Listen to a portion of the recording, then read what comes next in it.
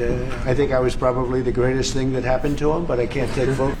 His party was losing by a lot, and he ended up winning, so I really want to congratulate him. So that, well, first of all, that is a lovely still over here.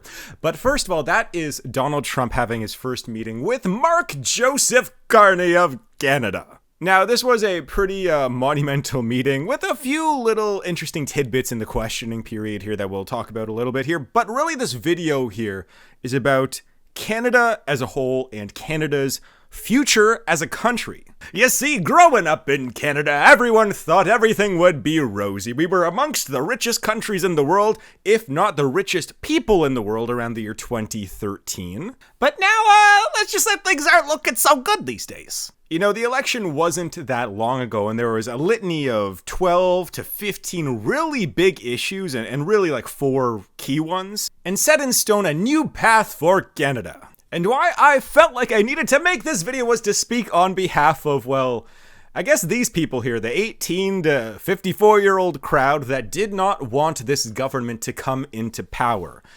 This was a poll here done by, I believe, Nanos, a research poll. I think it was an exit poll of April 27th. And pretty much everyone under the age of 54, or I shouldn't say everyone, but more people wanted to vote for the Conservatives than vote for the Liberals. Yet, we ended up with Mark Joseph Carney, the most liberal or fake liberal candidate that we've ever had. However, I will get to that a little bit later on in this video. But I mean, look, this entire election was decided right here by this crowd right here, the good old boomers, the good old 55-year-old plus crowd.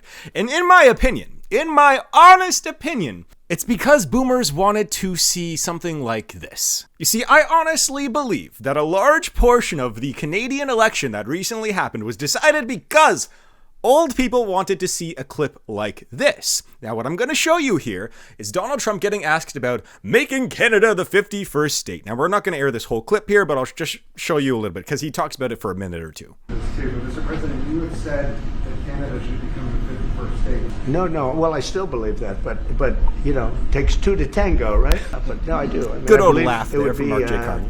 A massive tax cut for the Canadian citizens. You get free military, you get tremendous medical cares and other things. There would be a lot of advantages, but it would be a massive tax cut. Anyways, he keeps going on about the 51st state stuff, and well, Mark Joseph Carney, the new hero to those 55 plus in Canada, said this. As you know from real estate, there are some places that are never for sale. That's true. We're sitting in one right now, you know, Buckingham Palace, that you visited as well. That's true. And having met with the owners of Canada over the course of the campaign last several months, it's not for sale, won't be for sale. There you go, everyone.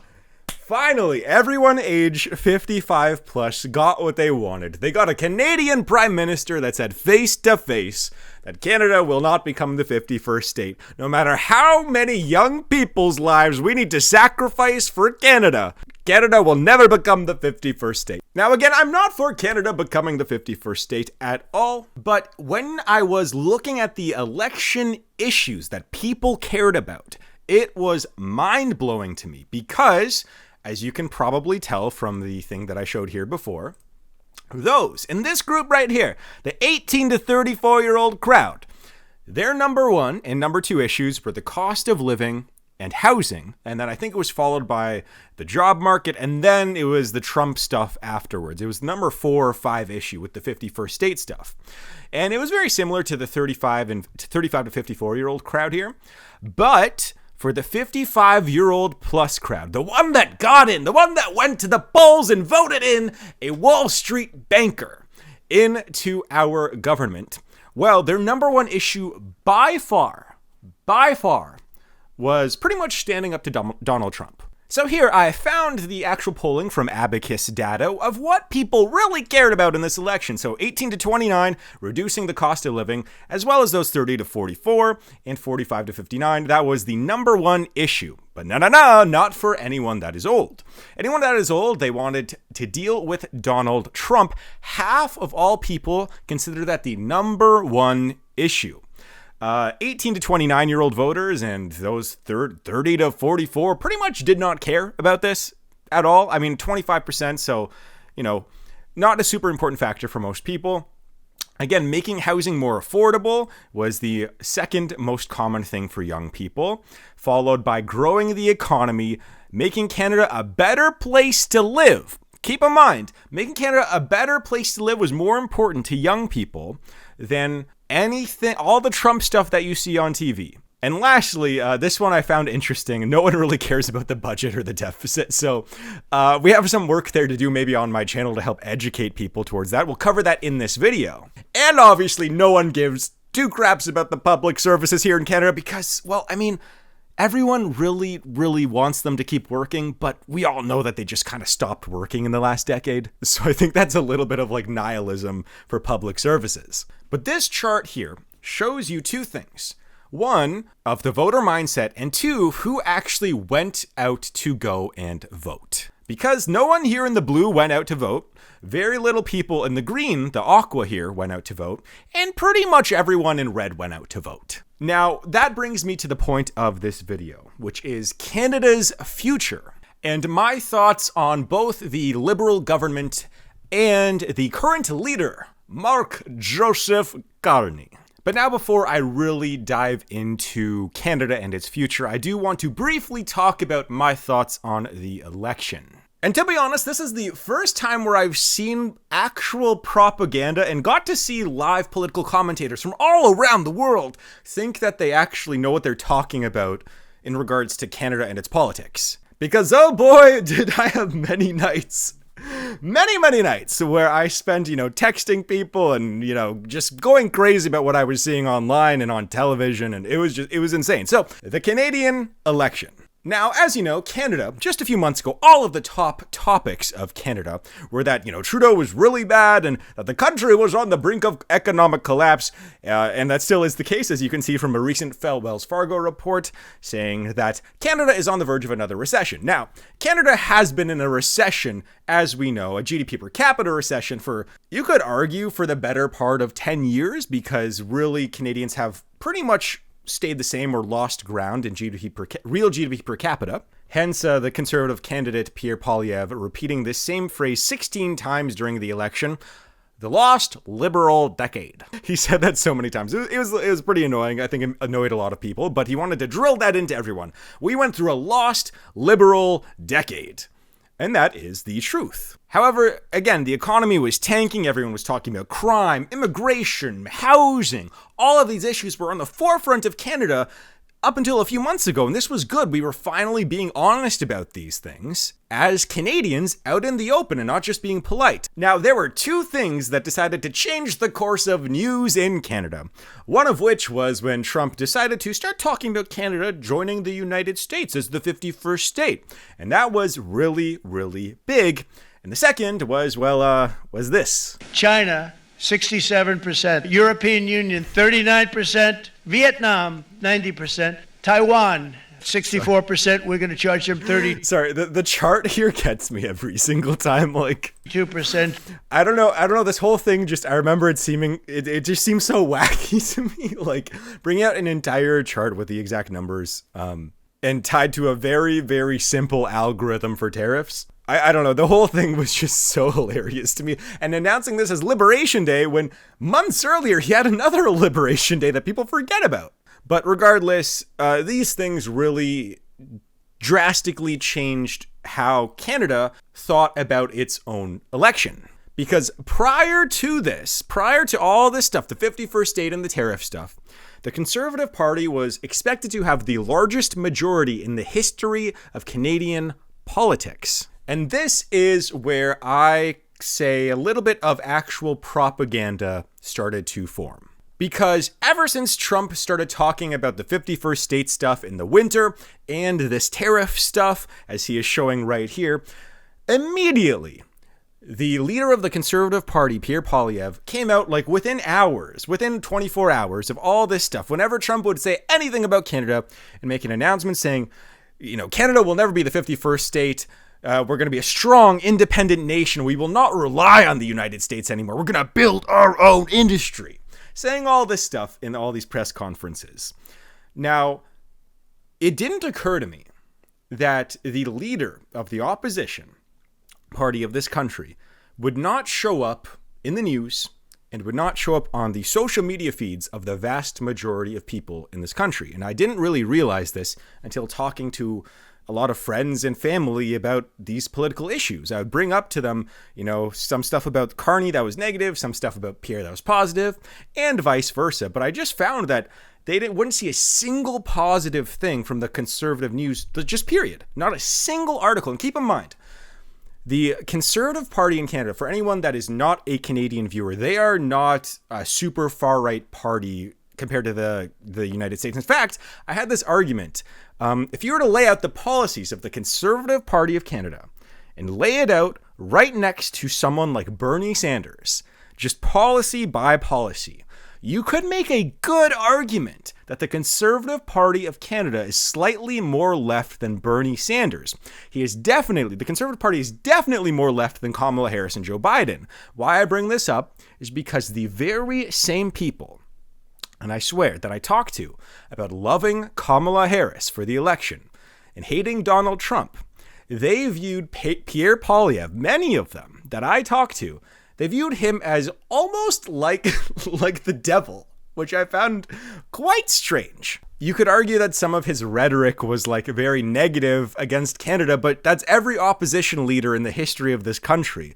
They talk about that's how someone gets into power. They have to kind of crap on the leader of the country and say that things could be better because, people are struggling and, they'll be better under my power, under my party's leadership. Okay. And this was my core issue with the election. It really showed to me the actual rabbit holes of both sides in Canada. I thought that this was mainly a thing that was on Facebook or something that was just largely for older people that don't have the social media literacy. But this seemed to be a case with just kind of everyone in this country. Now, I'm not saying that Pierre Poilievre is a saint. I'm not saying that Mark J. Carney is the devil. I am saying that Jagmeet Singh maybe deserved to lose a lot of the seats as an NDP leader. But it was very polarized in this country for the first time in quite a while. Now, as you know, my political stance, maybe I'll get to this, we can just jump right into some of the stuff I want to talk about. But I just wanted to get that out there of the amount of actual propaganda that was occurring, and people were just believing or staying in their echo chambers on all social media platforms, from YouTube to TikTok to Facebook, Twitter, whatever. People are now they're in echo chambers now more than ever, it seems like. And it was really sad to see, because I do think that Pierre Poilievre is a decent dude, and just hear people talk about hey, they're gonna revoke abortion. Pierre Poilievre, this dude who's never once brought up abortion. All right, this dude who has always voted pro-choice the last 10 years or so, apart from one thing with a double murder if someone's 40 weeks pregnant, that's a very debatable law, but everything else he's been voted pro-choice. There was a legit fear about revoking abortion laws in this country, yet the Conservatives had a super majority in this country just a little over a decade ago, and abortion was not touched. So yet you would see online all the time, people were just scared of abortion laws and all that. It was very sad to see. But now we're going to get into some of the meat and potatoes here of this video, and that is, why Canada may be doomed going into the future. And I'm going to give you some of the reasons as to why this is. I am someone that I made a whole video about 5 years ago, a little over 5 years ago, about how Canada was entering a lost decade. I did say that if we could open up the oil up north in the next few decades, we could get out of it, but that does not seem to be happening. So now there are a few reasons why Canada will be entering a lost decade, and I'll just get into a few of them right here. But here are just some alarming clips and things that I've been saving that I want to talk about. Here is Mark Carney talking about Canada's immigration system. This is his first presser after becoming Prime Minister. We will return our immigration to sustainable levels by capping the total number of temporary workers and international students at less than 5% of Canada's 5%. population. Keep that in mind. By the end of 2027. That's a sharp drop from the recent high of 7.3%, and this will help ease strains on housing, on public infrastructure, and social services. At the same time, we will work to attract the best talent in the world to build our economy. Okay, So that was Mark Carney after his first presser as Prime Minister. And now one thing that quite a lot of people watching the debates in Canada just kind of like went over and didn't even think about was Mark Carney still thinks we have a labor shortage in Canada. Keep in mind, we have nearing a 10% unemployment rate in the largest city in this country. All of the job creation in this country is coming from government snapping its fingers, taking out debt to create jobs in the public sector. And really, the job market is the worst it has been since the 1970s in this country, if not since the war. Or I shouldn't even say World War II, I should say pre-war, the pre-war era. And so pre-Donald Trump talking about the 51st state stuff, immigration was one of the hottest topics in this country because Canada was bringing in millions of people per year starting in 2022. Justin Trudeau also announced that this was because, after years of doing this, said it was because we had a labor shortage because businesses were crying out, we cannot hire enough people for our business. When in reality, we had a lot of businesses post-COVID that just wanted cheap labor. So keep in mind right here, this chart, again, there's a lot of charts, but, pretty much everyone you look at from 2022 to 2024, and still to this day, actually, 2025, Canada is bringing in roughly between 1 to 2 million international students, temporary foreign workers, non-permanent residents. Keep in mind, Canada's population was 37 million roughly pre-COVID, and now we are going to be nearing 42 to 43 million in the next year. And the trouble is a lot of the people that come to this country just stay. So again, this mass spike happens. We aren't building that many more houses. We already had a housing shortage. We aren't building that many more hospitals. We're not building more police stations. We're not building more roads or towns or cities. We're not widening everything. We're not building taller skyscrapers to accommodate everyone. What's really happening is that this is just increasing job market competition and increasing the cost of pretty much everything. We have the same supply, but much higher demand for every single thing in this country. This is basic economics, everyone.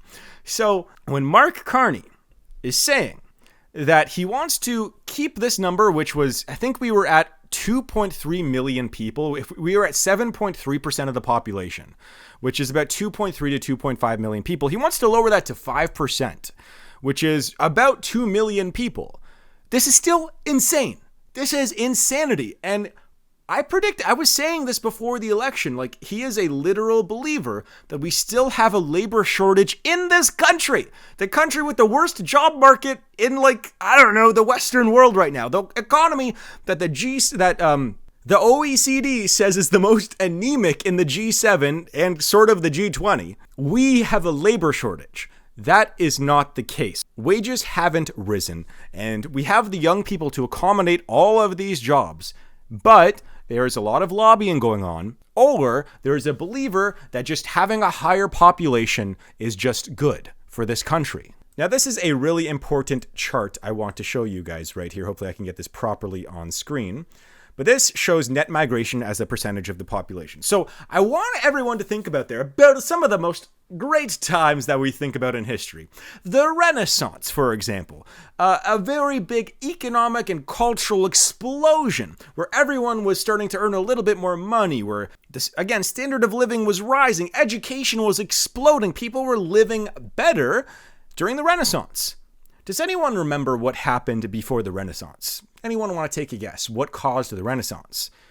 It was the Black Death. Now, what is the purpose of that? Why am I bringing up the Black Death as a good thing? It was not a good thing. Horrible. Lots of lives were lost. But the premise is that when the population of a country lowers, as long as the assets stay, relatively, people have a better standard of living because there's more assets and less people. You see, the benefits of having immigration, there are a few.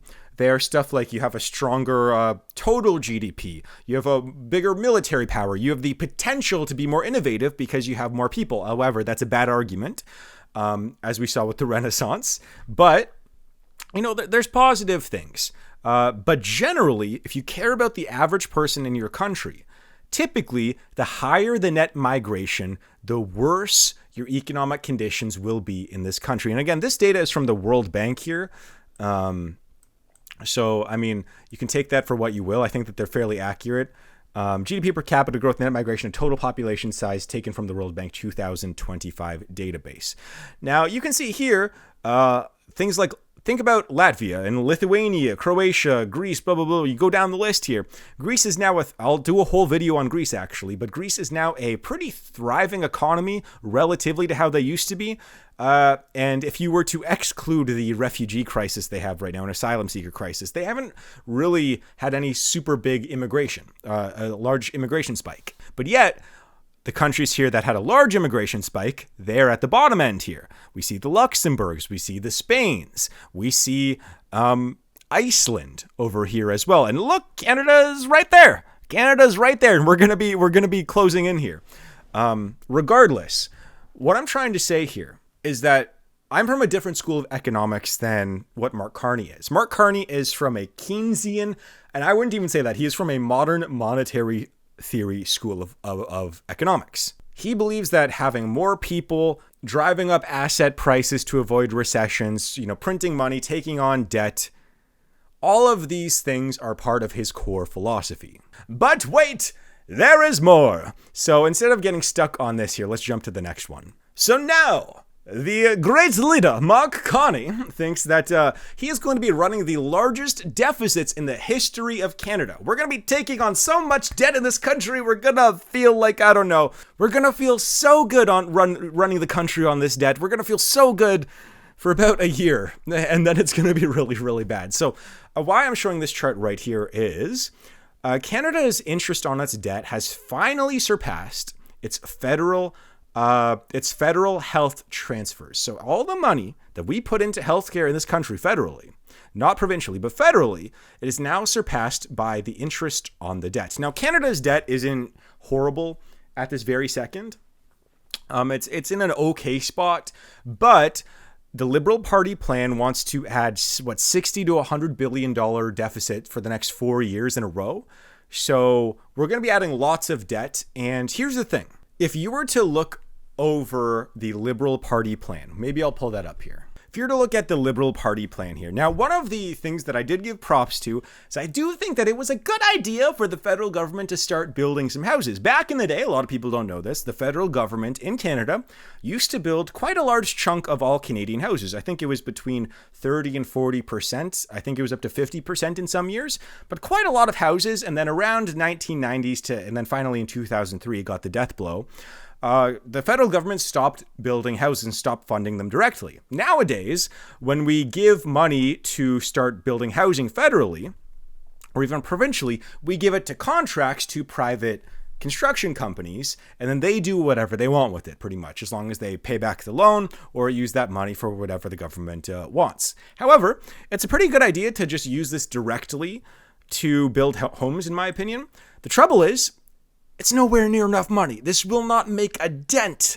This will not make a single dent for any young Canadians out there. This is $10 to $12 billion, $12 billion here. That's not going to be anywhere near enough. $12 billion over 4 years. Housing is going to continue to get more expensive in this country, especially if we keep continuing to increase immigration like we are in this country. And keep doing things like making the job market suck. People can't save up for down payments anyway, so why does any of this matter? Anyways, next thing. So I briefly wanted to talk about here Canada's interesting divide, because we have some separation movements happening in this country. Yes, Alberta does not want to stay in this country anymore, and Quebec never wants to stay in Canada. Quebec, since its inception, has not wanted to be a part of this federation. We have continuous secession talks about Quebec leaving the country. We have talks about Saskatchewan leaving the country. Talks about BC and Alberta leaving the country. And why is that? Well, it's because you can think about it like this. So this chart reveals more than just a secession thing to me. This reveals where people are moving for the thriving provinces. Now, out east, the populations are so small, the net migration interprovincially, it's, a lot of the times old people move out east because it's cheaper to live out there. So the out east is a little bit dicey, but this is a pretty clear factor, a pretty clear sign that people do not want to live in Ontario and want to live in Alberta. Why is that? That is because, I kid you not, Alberta is the only province in all of Canada with private sector job growth. But what I'm trying to say here is that this is a very telling sign for Canada. Now, Danielle Smith, the Premier of Alberta, had a good conversation with Mark Carney, and he's considering, potentially doing some deals or whatever. The trouble is that Quebec will not vote on anything that is pro-pipeline, and if stuff is pro-pipeline, Quebec will vote to leave. Alberta is the exact opposite. And right now, secession movement is rising, and they have enough signatures now, or potentially will have enough signatures for Albertans to vote to actually leave. So where does this leave the country? Well, this leaves the country in a really tight spot. Pretty much you have to side with either Alberta or Quebec, but whoever you side with, someone is going to want to leave. Now, Quebec came close to leaving a couple decades ago, and Alberta secession sentiment a few more decades before that almost left as well. So this is another contention. Imagine if Alberta were to leave Canada. Essentially, that is where all the private sector is. That right there, that is where all the private sector job growth is. If that were to leave the country and potentially even join the United States, which I don't think it should, and I don't think it will, but if that does, that would be a death blow for this country. And just to follow up here, this is what I meant. I don't know if I was super clear on this. Here is the sign. Private employment is the only place where it outpaced government employment in this entire country. I mean, again, Nova Scotia is a small province. Out of the large provinces in this country, look at this chart. This is insane. That's just completely ridiculous. Newfoundland, PEI. But look at this. You even have Quebec, 10% public sector job growth from 2019 to 2023. 2.2% private sector. Ontario, 4.8%. What are we even doing here? This is insanity to me. All of our job growth is fake. Just from the snap of the fingers of the government. This is all being funded by taxpayers. I very much am very saddened to see that this is happening in the country. And look at what happened to Saskatchewan here. It's very sad. But I maybe will start closing out some of my thoughts here, just as general things I want to talk about. So one of which is actually that the stuff that affects me, I won't go into this too much more because people get really, really tired when I talk about stuff that is really important for the internet in Canada for some reason. But we have a digital service tax that's being implemented right now. So it's a 3% revenue tax for all tech companies. That's coming out of my paycheck, not really Google's for the most part. And you're going to see the cost of everything go up. Mark Carney wants to double down on this and increase all these taxes with the Internet Broadcasting Act, or the Online Streaming Act, sorry. A 5% tax is coming in on top of all this stuff, and he wants to increase that. So we're talking creators that are online creators could see potentially upwards of a 10% total tax bracket increase compared to if they're making $100,000. By next year, there's a very good chance someone in 2022 that made $100,000 that would pay, let's just say, $30,000 in tax or $33,000 in tax, they would now be paying about $43,000 in taxes. $10,000 gone like that for small businesses that are online creators. So it's insanity that all this stuff is being swept under the radar.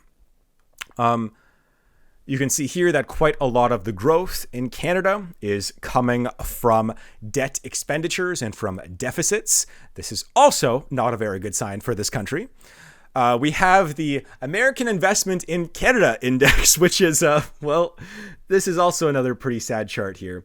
You can just see it's going completely downhill. It's just quite sad to see. We used to have a positive investment index in this country about 10 years ago. And now we are falling off a cliff. Actually, quickly, I wanted to just play this clip. I just thought this was funny. This is Mark Carney's wife, I think, introducing him as he became Prime Minister. It's my great pleasure to introduce my husband, the Prime Minister who will make Canada strong and Canada poor. What did she say?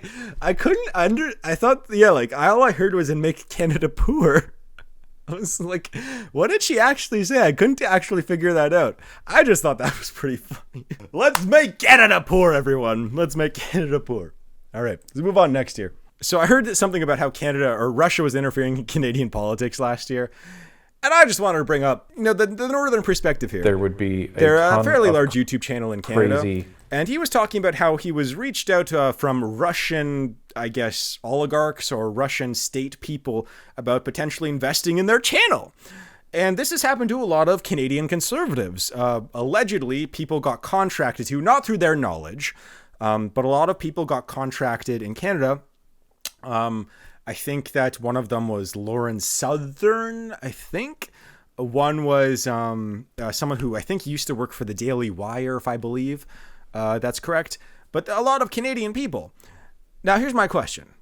Where's my money? Look, I'm a Canadian content creator, guys. Russia, if you're listening, let's talk. I mean, I won't agree with you on pretty much everything, but if you want to just give me money, then I probably won't take that anyways, because that's still unethical and very bad. But I would just like to get invited to the party, I'd like to get, at least an offer on the table just so I can reject it from Russia. I think that all sounds really good. I mean, some of these people got offered millions of dollars. I don't know if Northern Perspective did, but I would like to, just get invited to the table.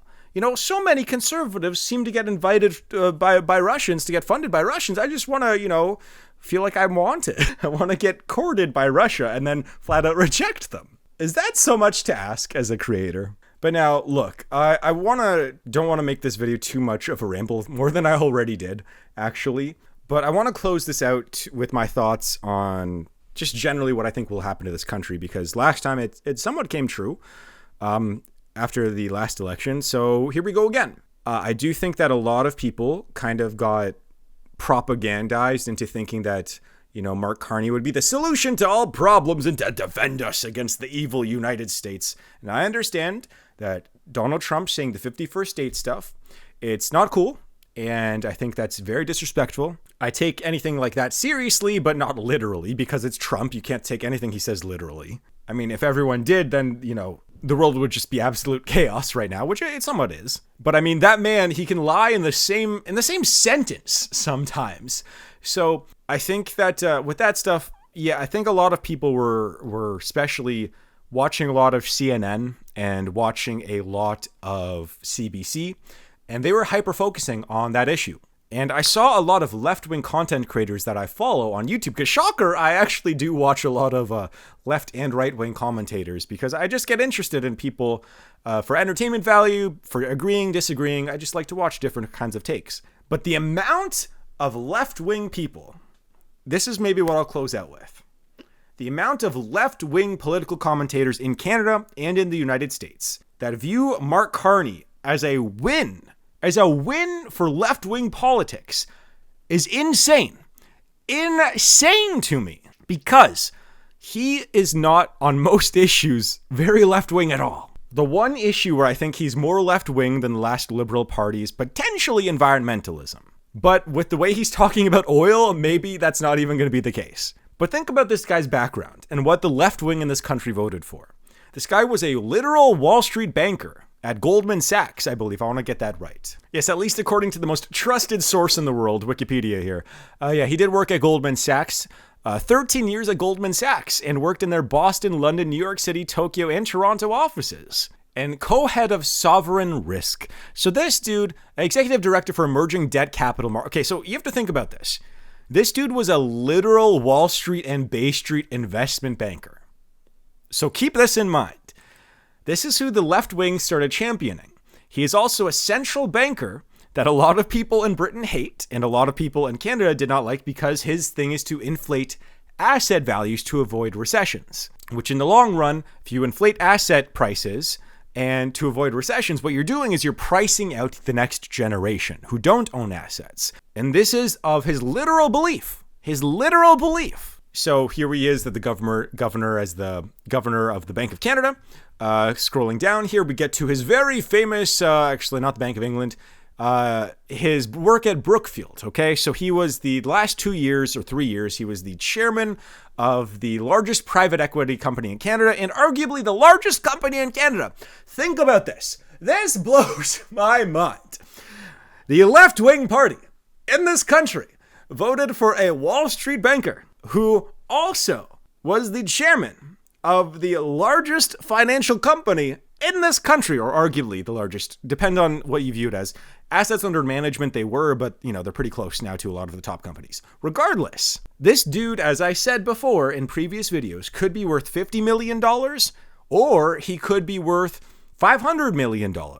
But regardless, he's one of the richest people in this country for sure. We already know he had like $7 million in just stock from the last couple of years working at Brookfield. And who knows how much money he made at Goldman Sachs, especially he looks like he was there during the 90s at Goldman Sachs, right? So he probably might have made a ton of money during that time, especially at a senior position. So we're talking a super rich person who hasn't revealed their assets. Again, these used to be left-wing things that you would want to see. You'd want someone to show their assets. You didn't want oligarchs coming in. He put all of his assets in a blind trust and didn't divest them and didn't show what everyone had. Also, the amount of tax haven stuff that he personally signed off on as the chairman of Brookfield. All of these things is just bonkers to me. Completely bonkers that this is what people wanted to vote for. As Canadians, looking at every other country, we tend to grandstand when someone votes in someone who is resembling an oligarch.